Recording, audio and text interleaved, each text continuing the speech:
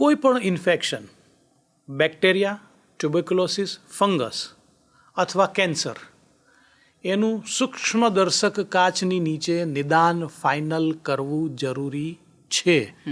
સૂક્ષ્મદર્શક કાચ એટલે માઇક્રોસ્કોપ, સમજી ગયો. અને માઇક્રોબાયોલોજિસ્ટ દ્વારા એ નિદાન કરાવવું જરૂરી છે. અચ્છા. ધારો કે કોઈ ટ્યુબરક્યુલોસિસ જેવા ધાબા અથવા કેન્સર જેવું કંઈક ધાબું લઈને આવ્યું છે અને જો ખાંસી થતી હોય અને ગળફા નીકળતા હોય તો આપણે એ ગળફાનો ટેસ્ટ ટીબીના જંતુ માટે કરાવતા હોઈએ છીએ. બરાબર.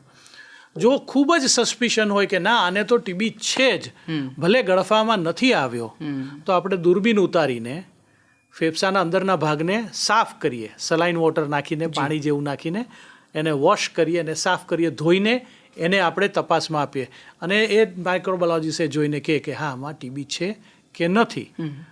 એવી જ રીતે કેન્સરની સસ્પિશન હોય તો આપણે સોય મારીને એટલે કે સાઇટોલોજી અથવા તો અંદરથી કણી કાઢીને બરાબર એટલે કે ટ્રુ કટ બાયોપ્સી અથવા તો આખો ગાંઠને કાઢીને જેને એક્સિઝન બાયોપ્સી કહેવાય, બરાબર, એવું કરતા હોઈએ છીએ.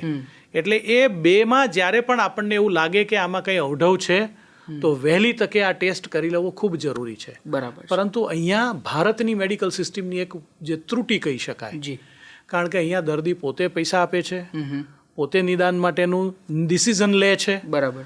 મારે આ કરાવવું છે નથી કરાવવું.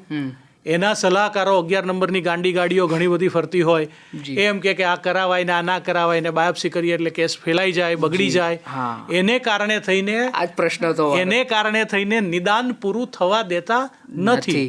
પરંતુ એવા નિદાન ન થયેલા કેસમાં અત્યાર સુધીના કિસ્સાઓ જે તે ડૉક્ટરે જોયા હોય, અત્યાર સુધી ચોપડીમાં જે કંઈ પણ આવેલું હોય, અત્યાર સુધી ગાઈડલાઇનમાં જે કંઈ પણ મળેલું હોય, એ ઉપરથી બધા પરિબળોને ભેગા કરીને સંભવત નિદાન કરીને સારવાર ચાલુ થતી હોય.